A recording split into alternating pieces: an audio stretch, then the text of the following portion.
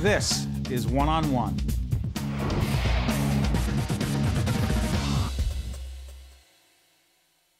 Ray Isle is executive wine editor, Food and Wine magazine. How you doing? I'm doing fine.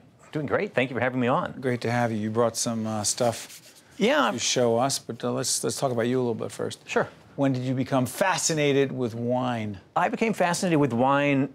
It started in the mid-'90s, and it really, really became an obsession in the late '90s, I would say. I was kind of headed down an academic path and took a hard left turn into wine. Why?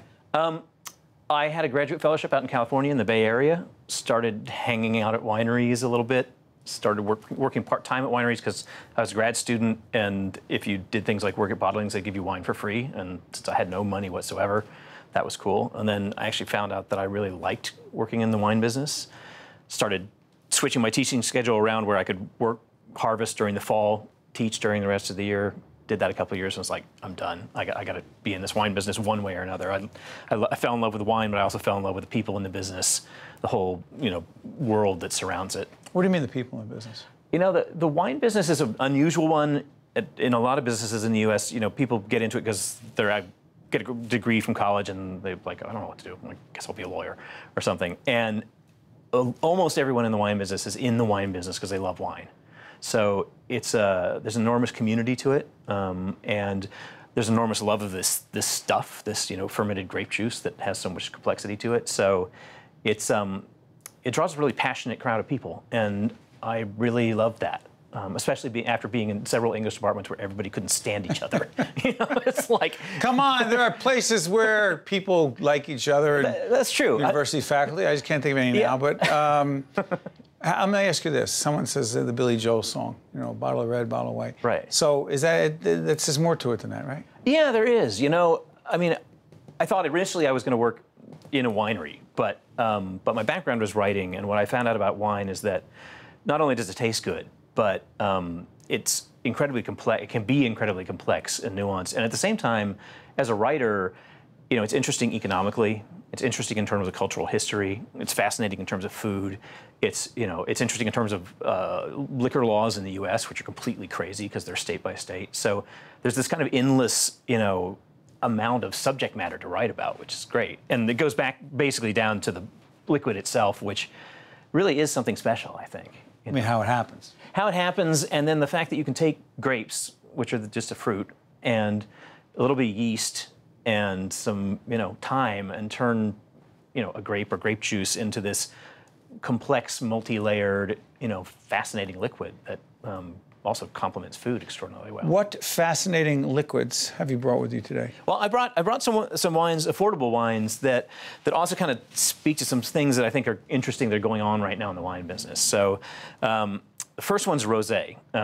It's a Michel. Right here? That one right there. Yeah, Michel Chapoutier Billet rosé. It's about $15 a bottle. And the interesting thing to me is that rosé is like the wine of the summer for the past 2 summers, as everybody wants to drink dried rosé. And it's wonderful because for years the entire association with rosé was white Zinfandel, the sort of sugary sweet, a little bit soda pop like. And then suddenly there was this mass reawakening, and people remembered that there's Provençal rosé that's dry and crisp. It kind of walks a nice line between white and red, and it's just taken off. It's like the Hamptons, so popular they run out of rosé in the middle of the summer, and people are clamoring for it apparently, which is kind of wild. And so it's an interesting trend, and it's also a great wine, in that you can get a terrific bottle of it for $15. You don't have to pay 67. So when people are asking, you go in red or white, you say no, rosé. Yeah, that's a lot of times what I mean, especially for parties. It's a perfect cross both bases kind of wine. It's, excuse me for interrupting. Yeah. Are more and more people doing that, saying red, white, and we're going to offer rosé as well? Yeah, I think many more people are doing that, and restaurants too. They are. It's rare that you now see a by the glass list in a restaurant, certainly around the, New Jersey, New York metro area, that doesn't have few rosés on the list. Love it. Hold on. What did you bring? Get a shot of this, our great production team. What is that in the middle? That's a tall boy can of red wine. Is that going to get us in trouble? Well, if you drink it all, it probably gets you in trouble. What is that?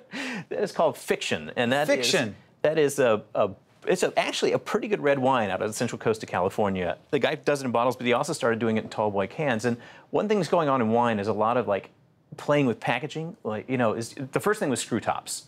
Screw tops you can now find on wines that cost $100. Yeah, that confuses me. I got upset the other day because my wife ordered a wine and they started. I go, no, where's the cork? Yeah, He goes, and they're stop. like, He goes, I go, but don't you need the cork? I need to smell the cork. I need to know a cork came out.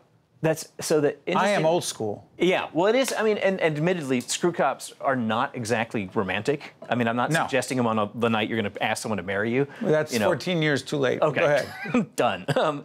But you know, they're actually the problem with corks is this: they're plant material, they're bark of a tree, and a certain small percentage of corks actually flaw the wine that's in the bottle. They make it smell a little musty.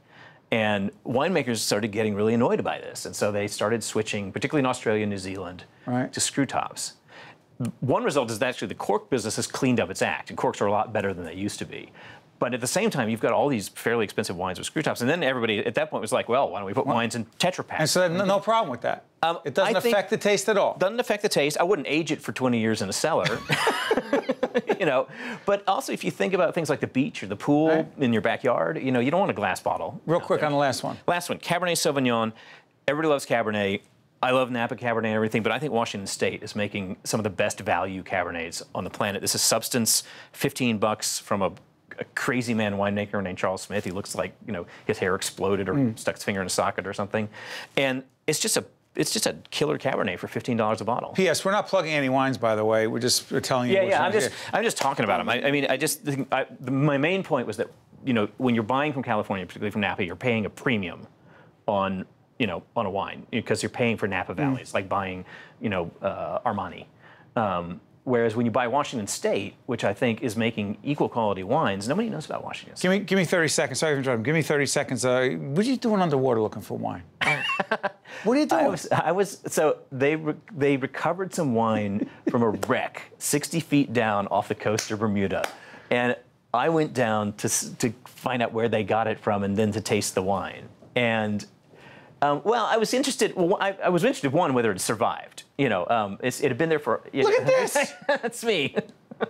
And it had been down there for 145 years or whatever, 150 years. It was a Civil War blockade runner that sank off Bermuda, and we took the wine and we opened it at an event in Charleston, and it was the worst thing I've ever tasted in my life. I mean, it was like, you know, if you took crabs and you boiled them in diesel fuel. I mean, terrible, stunningly. But the experience was extraordinary, and you know, it gives you the sense of history too. It's like the taste was terrible, but the history was cool. You love your job. I love my job. What's going on in Aspen, real quick? Oh, Aspen. So I'm just back from our Food and Wine Classic in Aspen, which is, you know, 5,000 people land in Aspen to drink food, eat food, drink wine, meet chefs, come to wine seminars. I was teaching, you know, a Cabernet seminar that this pop star Pink came to. I mean, it was a wild event, and every year, and it's kind of the mecca of food and wine events. You do have a good life. Ray Isle, executive wine editor, Food and Wine Magazine. Thank you for joining us. Thanks so much for having me. Thanks a lot. Appreciate it. Stay right there. Yeah, absolutely. We're right back from Lincoln Center right after this.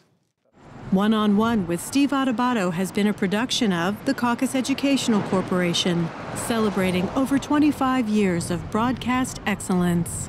This special edition of One-on-One with Steve Adubato is brought to you from the Tisch WNET studios at Lincoln Center. Funding has been provided by Investors Bank, Berkeley College, Virtua, Qualcare Inc., New Jersey Sharing Network, KESSLER Foundation, and by Adler Aphasia Center. Transportation provided by Airbrook Limousine, serving the metropolitan New York, New Jersey area.